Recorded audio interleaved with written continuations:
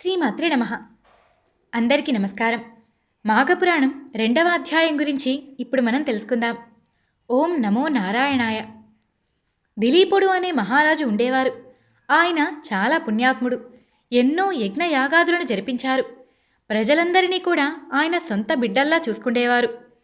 ప్రజలని రక్షించడమే ఆయన యొక్క కర్తవ్యంగా ఎప్పుడూ అనుకునేవారు. ఎప్పుడూ కూడా ప్రజా సంరక్షణలోనే ఆయన యొక్క జీవితమంతా గడుపుతూ వచ్చాడు. ఇలా చాలా కాలం గడిచిపోయింది. ఆయన కీర్తి దశదిశలకు వ్యాపించింది. ప్రజలందరూ ఆయనను ఎంతో గౌరవించేవారు. అందరికీ కూడా ఆయన మీద ఎనలేని ప్రేమ ఉండేది. ఇలా ఉండగా ఒకరోజు దిలీపుడికి అడవికి వెళ్ళాలి అనే కోరిక కలిగింది. అది ఎందుకంటే అతనికి కొంత దూరంలో ఒక అడవి ఉంది. అది చాలా దట్టమైన అడవి. దాని నిండా క్రూర జంతువులే నిండి ఉన్నాయి. అవి పక్క గ్రామాలకు వెళ్ళి మనుషులను, పశువులను చంపి చాలా బీభత్సాన్ని చేస్తున్నాయి. కాబట్టి దిలీప మహారాజు వేటకి వెళ్ళాలి అని నిర్ణయించుకున్నాడు. ఆ క్రూర మృగాల బారి నుంచి వారందరినీ రక్షించాలి అని అతను నిర్ణయించుకున్నాడు. వెంటనే దీన్ని రాజ్యసభలో చెప్పారు. రాజు చెప్పిందే తడువుగా రాజ్యంలోని వారందరూ కూడా దీనికి సన్నాహాలు మొదలుపెట్టారు. ఆయనతో పాటు చాలా బలగం ఆయన వెంట అడవికి వచ్చారు. దిలీప మహారాజు క్రూర మృగాలకు కనపడకుండా చెట్ల చాటున, పొదల చాటున రహస్యంగా దాక్కున్నారు. అక్కడి నుంచి మృగాలని చంపటం మొదలుపెట్టాడు. అతని పరివారమంతా కూడా అదే పనిలో పడింది. ఇలా వారు ఆ అడవిలోనే ఎన్నో రోజులు గడిచిపోయాయి. లెక్కలేనన్ని మృగాలని సంహరించారు. ఇలా దిలీప మహారాజు ఒకచోట మృగాన్ని చూశారు. ఆ తర్వాత మృగాన్ని కొట్టడానికి బాణాన్ని సంధించారు. ఆ మృగం వేగంగా అక్కడి నుంచి తప్పించుకుని పారిపోయింది. దిలీప మహారాజు కూడా దాన్ని వెంబడిస్తూ అలాగే పరిగెడుతున్నారు. ముందు మృగం వెళ్తోంది, దాని వెనక మహారాజు వెళ్తున్నారు. ఇది చూసిన పరివారమంతా కూడా ఆయన వెనకే పరిగెడుతూ వెళ్తున్నారు. ఇలా వారందరూ పరిగెడుతూ భయంకరమైన అడవిలోకి ప్రవేశించేశారు. పరిగెడుతూ పరిగెడుతూ మహారాజు అలసిపోయాడు. దాహం కోసం చుట్టూరా వెతికారు. పరివారమంతా నీటి కోసం వెతకడం ప్రారంభించారు. ఇలా చాలాసేపు వెతికిన తర్వాత అక్కడ ఒక సరస్సు కనిపించింది. అందరూ ఆ సరస్సు దగ్గరకు వెళ్ళి నీటిని తాగి దాహం తీర్చుకున్నారు. అదే సమయంలో నీటిని తాగటానికి ఇంకా కొన్ని జీవులు ఆ సరస్సు దగ్గరికి వచ్చాయి. ఇది గమనించిన దిలీప మహారాజు వాటి పరివారం అంతా కూడా వాటిని సంహరించేశారు. ఆ ఒక్కొక్క మృగానికి కూడా విచిత్రమైన తోళ్లు ఉన్నాయి. వాటిని తీసుకొని వారి గుర్రాలపై వేసుకున్నారు. ఇక వారందరూ కూడా తిరిగి రాజ్యానికి పయనమవుతున్నారు. ఇలా వెళ్తూ ఉన్న మహారాజుకి మార్గమధ్యంలో ఒక వృద్ధ బ్రాహ్మణుడు కనిపించారు. ఆయనని చూస్తూ దిలీప మహారాజు దగ్గరికి వచ్చారు. ఆ వృద్ధ బ్రాహ్మణుడి ముఖంలోంచి బ్రహ్మ తేజస్సు కనిపిస్తోంది. ఆయన సర్వజ్ఞానిలా కనిపిస్తున్నారు. ఆయనని చూస్తుంటే ఎవ్వరికైనా చేతులు జోడించి నమస్కరించాలి అనిపిస్తుంది. ఆయన ముఖం నుంచి తెలియని తేజస్సు చాలా వెలువడుతోంది. దీన్ని తెలుసుకున్న ఆ మహారాజు చేతులు జోడించి నమస్కరించారు. ఆయన పాదాలపై పడ్డారు. ఓ బ్రాహ్మణోత్తమ, మీ దర్శనం వలన నా జన్మ తరించింది. నేను ఈ రాజ్యానికి రాజును. నా పేరు దిలీప చక్రవర్తి అంటారు. నన్ను ఆశీర్వదించండి అని ఆ బ్రాహ్మణుణ్ణి కోరుకున్నారు. ఆ వృద్ధ బ్రాహ్మణుడు దిలీప మహారాజుని బాగా గమనించారు. అతడు చూడటానికి చాలా మంచివాడిలా కనిపించారు. దానితో మహారాజా, ఈ సరస్సులో నువ్వు నీటిని తాగావు, నీ దాహం తీర్చుకున్నావు, వెళ్ళిపోతున్నావు. కానీ ఇది మాఘమాసమని కానీ నదిలో స్నానం చేయాలని కానీ నీకు తెలియదా? మాఘమాస మహత్యం గురించి నీకు ఎవ్వరూ చెప్పలేదా? మాఘమాస స్నానం అత్యంత పుణ్యప్రదమని నీకు తెలీదా అని ప్రశ్నించారు. ఓ బ్రాహ్మణోత్తమ, నాకు మాఘమాసం గురించి నిజంగా తెలియదు. నేను మృగాలని చంపడానికి అడవికి వచ్చాను. చాలా కాలం నుంచి ఇక్కడే ఉండిపోయాను. దానితో నాకు ఈ విషయములేవీ తెలియలేదు. నేను ఒకవేళ రాజ్యంలో ఉండి ఉంటే నాకు గురువుగారు ఈ విషయాన్ని చెప్పి ఉండేవారు.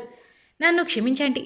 దయచేసి నాకు మాఘమాసం గురించి వివరించండి, తెలుసుకోవాలని కోరుకుంటున్నాను అని అడగగా ఆ బ్రాహ్మణోత్తముడు, ఓ రాజా, నీవు వెళ్ళి ముందు మాఘస్నానం పూర్తి చేసుకునిరా, ఆ తర్వాత నీకు వివరిస్తాను అని సమాధానమిచ్చారు. దానితో వెంటనే దిలీప చక్రవర్తి సరస్సులో స్నానమాచరించి తిరిగి వచ్చారు. ఆ బ్రాహ్మణోత్తముడు దిలీప మహారాజుని దీవించారు. రాజా, ఇక్ష్వాకు వంశానికి కులగురువైన వశిష్ఠ మహర్షి నీ దగ్గరకు వస్తూ ఉంటారు. ఆయన చాలా తపస్సంపన్నులు, అన్ని శాస్త్రాలను కూడా తెలిసినవారు, సర్వజ్ఞాని. ఆయన నాకంటే కూడా నీకు విపులంగా చెప్పగలుగుతారు. వినసొంపుగాను అర్థమయ్యేటట్టుగా మాఘమాస విశిష్టతను గురించి పూర్తిగా వివరించగలుగుతారు. నీవు ఆయన దగ్గరకు వెళ్ళి ఆయన నుండి నీవు మాఘమాస మహత్యాన్ని విను. నేను చాలా వృద్ధుడనయ్యాను, నీకు చెప్పగలిగేంత సామర్థ్యం నాలో లేదు, కాబట్టి వశిష్ఠుల మహర్షి దగ్గరికి వెళ్ళు. నీకు ఆయన చాలా వివరంగా చెప్తారు. నేను ఇంకా చాలా దూరం వెళ్ళాలి, నేను వెళ్ళి వస్తాను అని ఆ బ్రాహ్మణోత్తముడు అక్కడి నుంచి వెళ్ళిపోయారు. దిలీప చక్రవర్తి మనసంతా మాఘమాస మహత్యాన్ని తెలుసుకోవాలి అనే ఆలోచన పెరిగిపోయింది. వెంటనే తన నగరానికి తిరిగి ప్రయాణమయ్యారు. ఆ బ్రాహ్మణోత్తముడు చెప్పిన మాటలే పదే పదే గుర్తుకు రావడంతో నిద్ర కూడా పట్టలేదు. ఎలాగూ ఆ రాత్రి అంతా కష్టంగా గడిపాడు. మరునాడు ఉదయాన్నే లేచి సిద్ధమై వెంటనే వశిష్ఠ మహర్షుల వారి ఆశ్రమానికి వెళ్ళాలి అని బయలుదేరారు. అతని పరివారం అంతా కూడా బయలుదేరారు. ఆ సమయంలో మహర్షుల వారు తపస్సులో ఉన్నారు. వారి శిష్యులంతా కూడా రాగయుక్తంగా వేదాన్ని పఠిస్తున్నారు. అదంతా చూసిన దిలీప మహారాజు ఆయనకు ఇబ్బంది కలిగించకుండా అక్కడే కూర్చున్నారు. చాలాసేపు వేచి ఉన్నారు. తరువాత వశిష్ఠ మహాముని తపస్సు నుంచి లేచి ఎదురుగా ఉన్న దిలీప మహారాజును చూశారు. ఓ మహారాజా, ఎంతసేపైంది నీ వచ్చి? రాజ్యమంతా కుశలమేనా? పరిపాలన అంతా చక్కగా జరుగుతోందా అని మహారాజును ప్రశ్నించారు. ఓ రాజా, నీ కారణమేంటి? నువ్వు ఎందుకొచ్చావు అని అడిగారు. ఓ మహర్షి, మీరు నాకు గురువులు. నేను మీ ద్వారా ఎన్నో పుణ్యమైన కథల గురించి విన్నాను. లెక్కలేనని శుభకార్యాలు నా చేత చేయించారు. రామాయణము, భారతము, భాగవతము ఇటువంటి పురాణములు, ఇతిహాసములు ఎన్నో నా చేత వినిపించారు. కానీ మీరు మాఘమాస మహత్యాన్ని నేను మీ నుండి తెలుసుకోలేదు. దాని యొక్క విధి విధానాలు, దానధర్మాలు నేను ఇంతవరకు వినలేదు. దయచేసి మాఘమాస మహత్యం గురించి, అందులో ఆచరించవలసిన దానధర్మాల గురించి నాకు వివరంగా చెప్పండి అని ప్రార్థించగా, ఓ దిలీప చక్రవర్తి, నీ కోరిక చాలా బాగుంది. మాఘమాస మహత్యాన్ని ప్రతి ఒక్కరూ తెలుసుకోవాలి.